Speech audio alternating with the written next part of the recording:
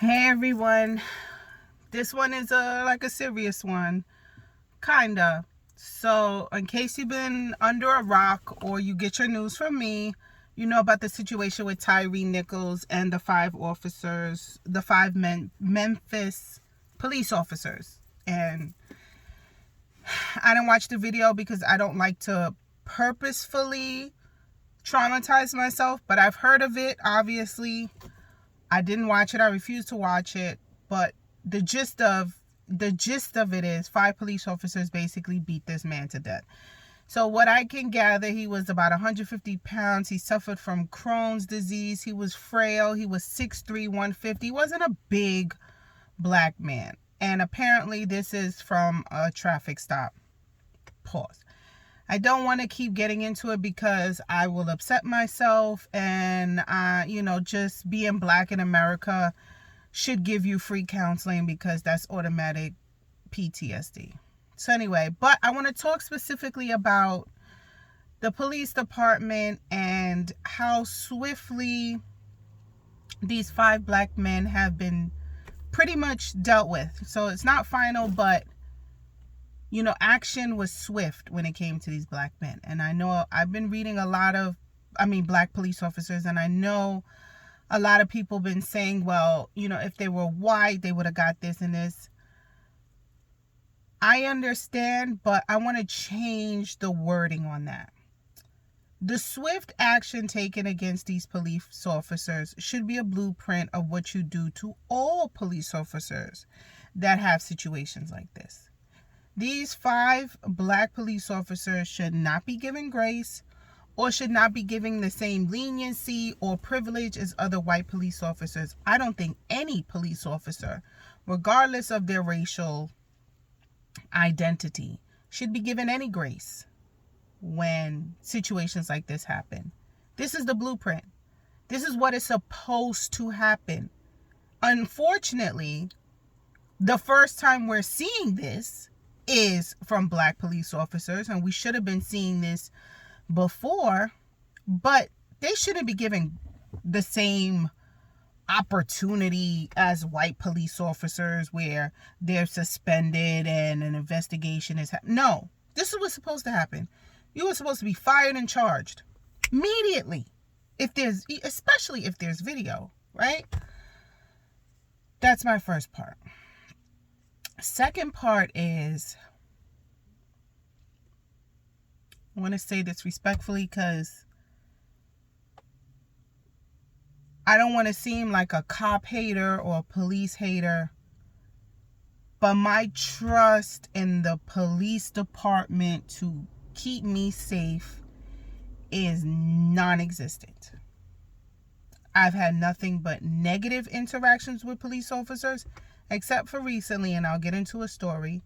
But I remember my first month or week in college, I didn't take morning classes because they filled up quickly. I would take afternoon classes. So I was pretty much leaving my mom's apartment at around noon to get to my first 2:00 class, right?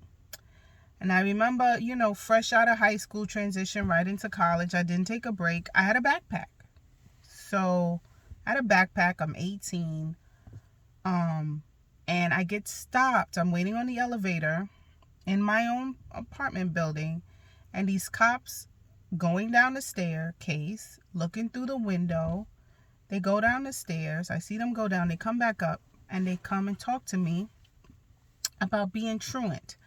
So if you don't know what truancy, the truancy department is finding children who are cutting school, grade school, right? So it's not if you're an adult. This is minors, finding minors who cut school, basically putting them in a paddy wagon car, we call it a paddy wagon, a van, taking them to the school that they belong to or to the precinct for their parents to pick them up. So I met with hostile aggression by white male officers in plain clothes. And I say I'm a college student. And they said, what college you go to? They asked me a bunch of questions. And I said, well, can I see your badge number? Because I'm not about, no, I'm very street smart. I'm not about to tell you, they ask me if I live here. I don't answer because they're in plain clothes. They're not in uniform. I don't see a badge. I say, what is your badge number? Your name? I need your name and your badge number. And I met with such aggression that I was scared. And I met with such aggression that, verbal aggression, that I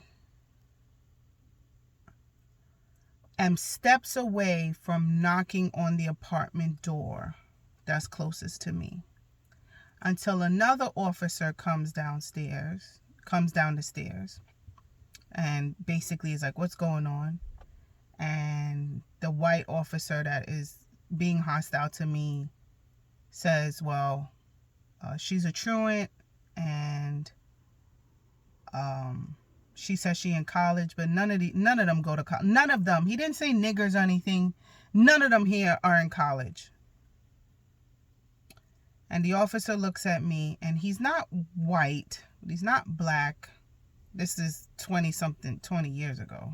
Over 20 years ago. He's not white. He's not black. I want to say white presenting Hispanic. And he goes, do you go to college? He's not friendly. Do you go to college? I'm like, yeah. He's like, what college?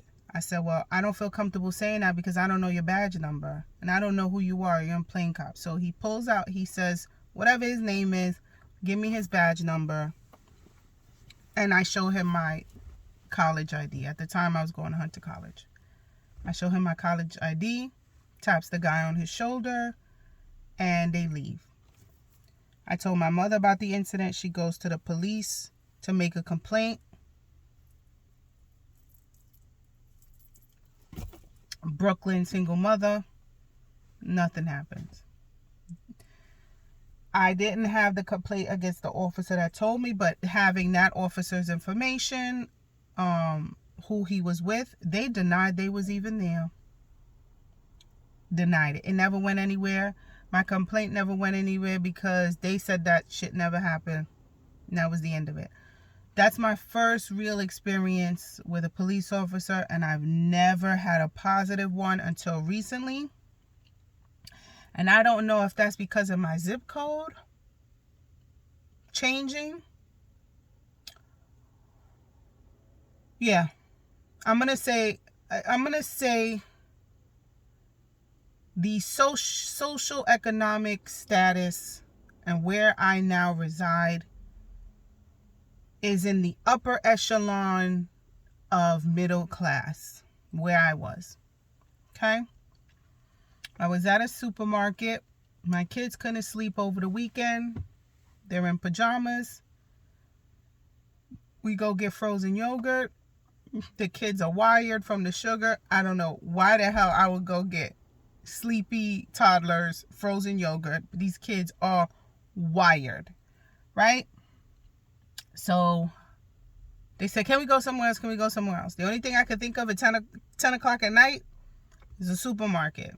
We drive to the nearest supermarket. We get a few things. There's cop cars outside of the supermarket, and they're talking to some teenage boys inside the supermarket. Doesn't seem hostile, doesn't seem aggressive. The kids are calling whoever on the cell phone. My husband and the kids and I, we go about our business and we're shopping. We're leaving the supermarket, and the cop walks to us and goes, excuse me, can I ask you a question? Now my heart is racing. My heart is racing. It's pounding because my children do not understand the concept of goods and payment. And I have taken them a few times to the supermarket where I'm about to check out and they are holding something that they have grabbed on the bottom aisles. And I'm like, you have to pay for that, right? My heart starts jumping. I already go into the negative. This is about to be some bullshit dealings with the cops. This is now 10:30 at night. It's dark. He walks up to us, and then I could see a smile on his face. So my adrenaline comes down. It's a good walk. He has to come to us. It's adrenaline coming down. He's polite. He's not yelling at us. My husband's not saying anything. I think he's on high alert too. He grew up in the Bronx. And then he goes, excuse me, can I ask you a few questions? And I'm assuming it's about the incident that happened. And then he looks down at my son and goes, where can I get pajamas like those? Those pajamas are cool. Now, while he was walking up to us, my son is making me emotional. While he's walking up to us, my son goes, hey, Mr. Policeman, how you doing? And I kind of yanked him back a little bit because I'm at high alert and I don't know if this officer is friend or foe. And my initial reaction, based on my experiences, is that it's foe. And my son is so friendly. He's greeting him. Hey, Mr. Officer. And I'm like, I'm about to say, shut your mouth. You don't talk to them. And the officer wanted to ask my son about his PJ Masks pajamas. And then he looks up to my daughter who has on a rainbow hat and goes, that's such a cool hat. He was on some friendly, a family is out shopping. I'm standing here. There's kids in pajamas. I'm doing the community service that I'm supposed to do as an officer. And my son saying, hey, Mr. Policeman, speaking to the officer first, put me in a panic where I pulled him back slightly. Now, I don't think the officer saw, and I don't think my son noticed, but that was my default. And I prefaced with this to say, that officer who greeted us at the supermarket, that is the interaction the citizens are supposed to have with an officer. It is supposed to be polite. We are not supposed to fear them. You could realize that my son, who was reared in this new zip code, has absolutely no fear of the police. Now, as a parent who knows another side of police officers, do I change that? Because although my children are biracial, they do not have black presenting features. And as fucked up as it is, I don't think my children's interactions with the police officers will be as tumultuous as a same child with the same house and 2 cars and 2 college educated parents and 2 professionals if they were dark skinned. And I'm not saying that to just throw like, oh, my kids are light, they'll be all right. They got the complexion for protection. No, it's disheartening to know that I probably do not need to have the conversation with my son that somebody else who is in the exact same position as me has to have with their dark skinned child, male child more specifically. So I go back to the police officers that I don't have good experiences with officers except for the one I have over the weekend, and I'm almost 40. I've been pulled over for speeding. I've been pulled over for DWB, that's driving while black. I've been pulled over for having a nice car. I've been pulled over for my music being too loud in a Hyundai accent. So if you know anything about a Hyundai accent, base model, I don't think they put that much money into a sound system that I needed to be pulled over for my music. Let's just say I was never greeted nicely by police officers except for this weekend. And this is why I'm making the video. Because goddamn, I feel proud of myself. I'm not going to take that away because somebody else don't have that. I'm proud of the hard work, dedication, and responsible life choices that I have made to be able to reside in zip codes where officers at 11:30 at night just want to have a conversation with your children about their pajamas. I did that. We did that. Me, my husband, my mother, whoever supported this journey, we did that. We motherfucking did that. And I'm not going to apologize because of what I did. It came with a lot of sacrifice. People say I'm smart. I agree with that, but I got to work for it. Hours and hours and months and hours of studying and not going out with my friends and not going on vacations and sacrificing damn near your youth. Now, I partied and had a good time, but it was not to the extent that it could have been. Because everything I was doing was to make sure that my children, when they see a police officer, say, "Hey man, what's up?"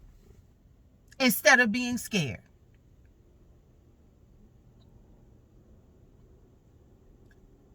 So, let's go back to the Memphis police officer. So, I did some research, very light, because like I said, I cannot get into it because it's triggering and it makes me upset, and I'm already getting watery-eyed just thinking about it. Because before, when a mother's child was murdered or killed, I was sympathetic. And then I became a mother, and I could not realize what it must feel like to bury a child, one, for your child to be taken away from you by people that are supposed to protect and serve, and 3, for it to be recorded. I have no idea. I cannot. My brain will not even allow me to contemplate that scenario because I will need to be committed. Right? This is why I'm choosing to talk about the story and just talk about this part of it and not the actual crime and murder that took place. So, these officers, 5 officers, were part of a scorpion unit. Scorpion means something, right? It's very long. I forgot my notes. It is something, basically, it was a special task force unit put together by the Department for enhanced, let's say, community safety, whatever. From what I can gather, these officers were pretty much given carte blanche. Is that how you say it? Carte blanche to basically do whatever the fuck they wanted to do in this unit. And I think that's why it was so common, and common is the wrong word. This is why it wasn't a shock to the other people seeing this, because I think this was a thing. This physical violence was a thing. And people are like, why didn't they call? Why didn't they say anything? Because they've been doing it. They've been doing it. There was complaints of a 60-something-year-old man getting beaten. Tons of arrests. I think if Tyre wasn't murdered and he didn't die, he would have just been another arrest. But this is where it gets a little to me.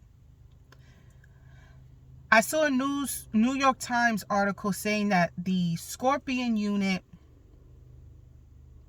has been completely disbanded.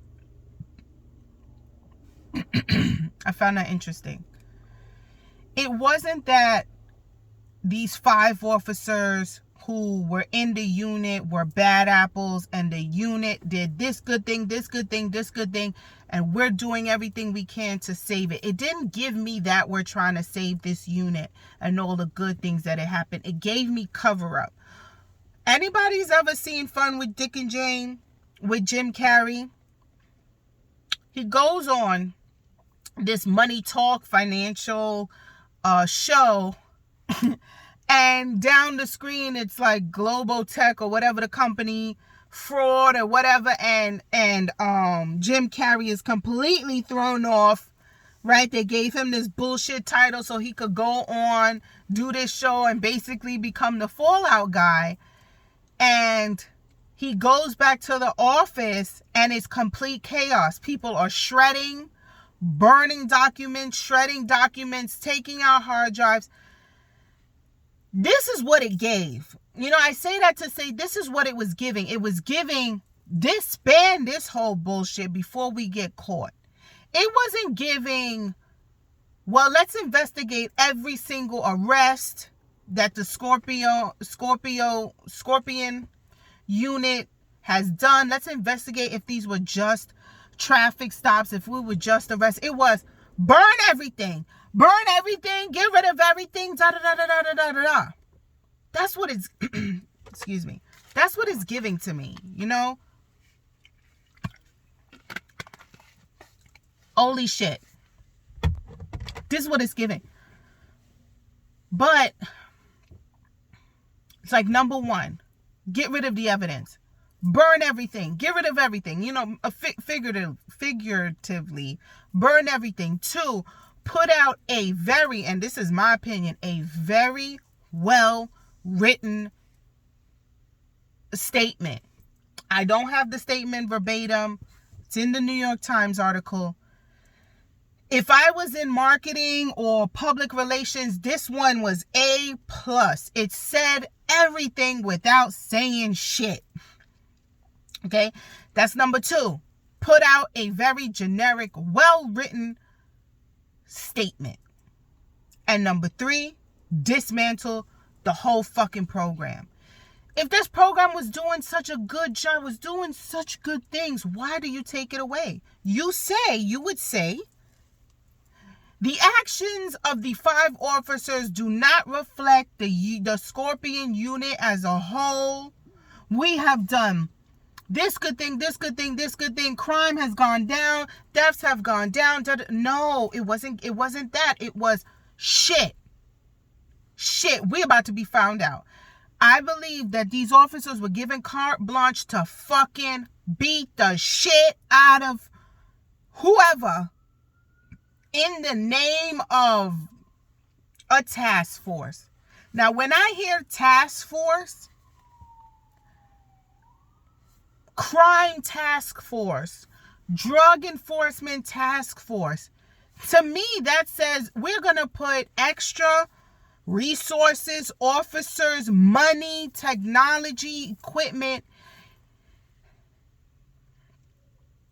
extra into combating this. It is supposed to make you feel safer. And, you know, here's a major problem. The numbers are coming up. Let's do this task force. For example, if you have a Kia or Hyundai before 2019, there's this video showing how people could steal your car using a USB drive to start it. NYPD, it was in the Midwest or something, and now it's come to New York. And NYPD put a task force just for the Kia and the Hyundais. And they have PSAs and they have, you know, social media posts saying, you know, to deter them, use a good old-fashioned club. Remember the club? Clank, clank, clank, clank.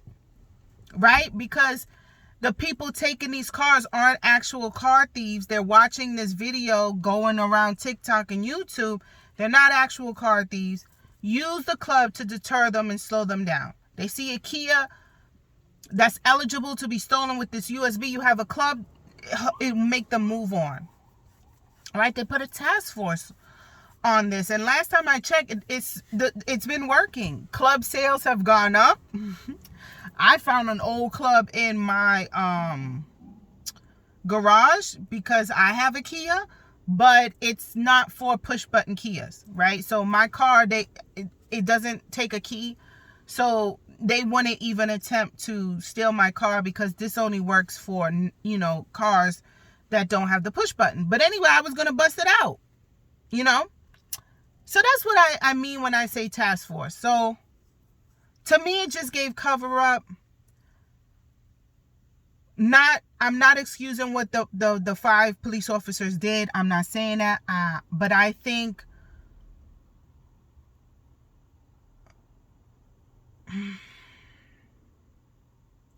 is this fucked up to say? I look at the picture and I don't see model upstanding citizens, even though they are posing in their uniforms.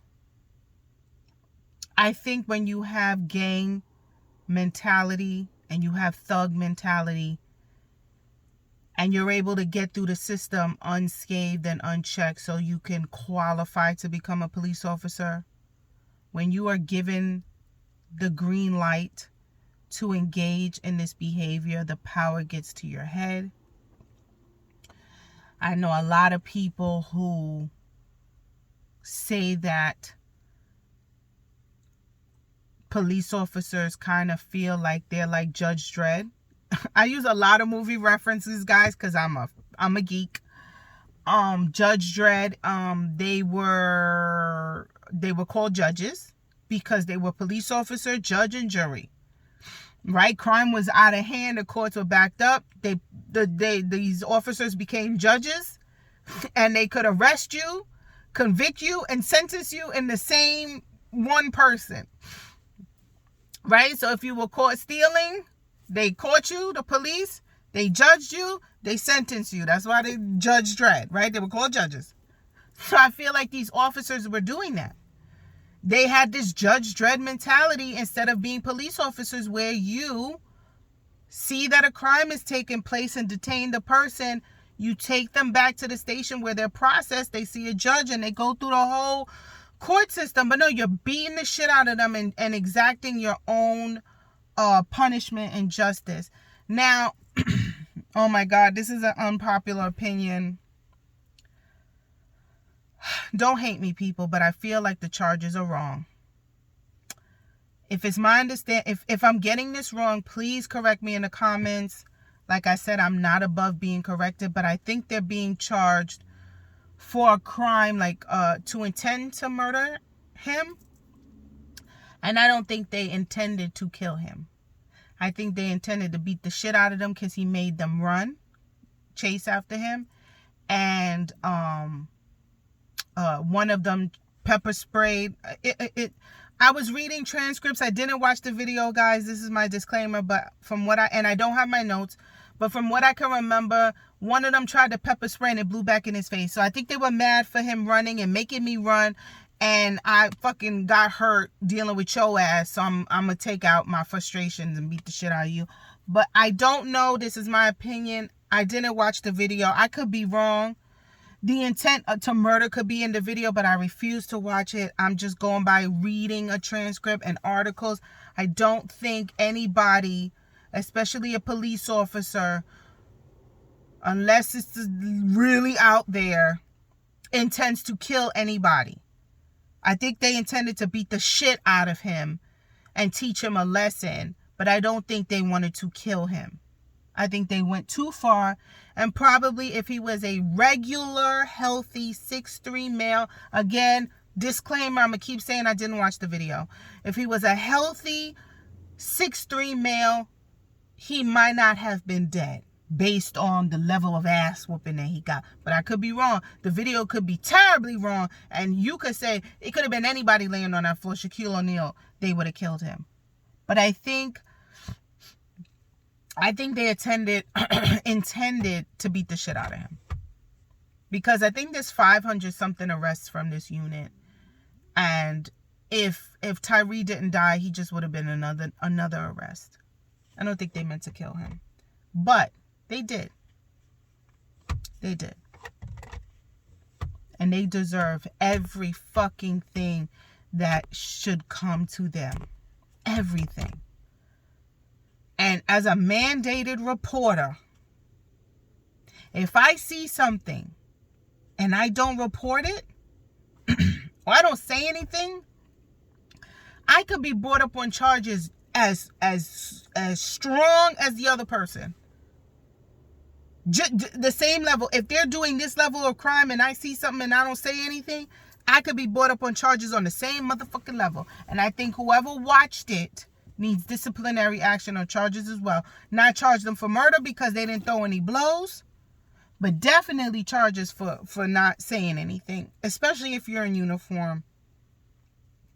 Like if you're a spectator or a citizen, whatever, you had a moral obligation, but it wasn't legal. I think if you were in a uniform, you had a legal obligation to say something. But that's all I'm going to say on Tyre, because it's too hard to keep talking about this. It's just too sad, and I don't want to be sad, but I did feel the need to tickle my conspiracy theory whistle. All right, everybody, try to do something that makes you happy. I think I'm going to have a carb. Bye, everybody.